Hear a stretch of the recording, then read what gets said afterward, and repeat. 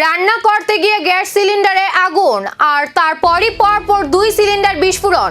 ঘটনাকে কেন্দ্র করে চাঞ্চল্য ছড়ায় ধলেশ্বরের 8 নম্বর এলাকায়। জানা যায়, বাড়ির মালিক শেফালি শিবার বাড়িতে রান্নার সময় হঠাৎ গ্যাস সিলিন্ডারের আগুন লাগে।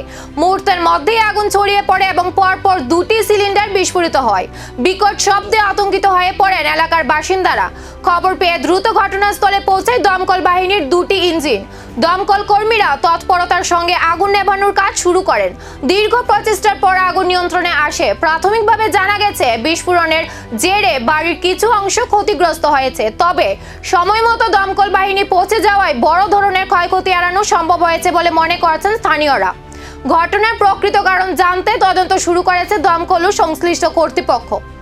আমি যখন বারে বারে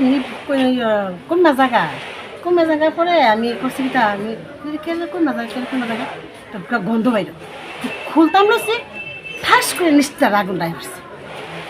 খুললে তো অফ হইব না, অফ হওয়ার টাইম দিচ্ছে না আমার, এটা নিশ্চিত আগুন ডাই করছে।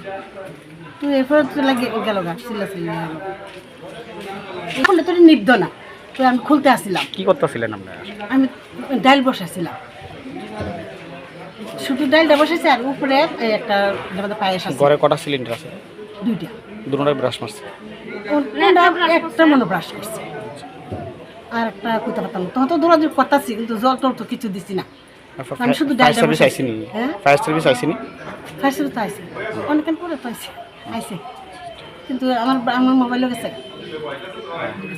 এর দূরে আমি নিবাইতাম কই আমরা তো বন্ধ করে বন্ধ আমি কই হগো বন্ধ তো করে। এটা গ্যাসটা কি লাগছে? গ্যাসের লিকেজ থেকে মনে হয় ইলা যখন বারে বারে একটু কইমা জায়গা কিলিয়ে কইমা জায়গা বারে বারে এটা কইমা জায়গা। তখন আমি গেছি, তো দিকে একটা গন্ধ লাগতেছে। আমি কুটিটা খুললা আবার ফিট করুক, খুলতাম আমার আর টাইম দিছে না, ঠাস করে নিচ থেকে আগুনটা আয়া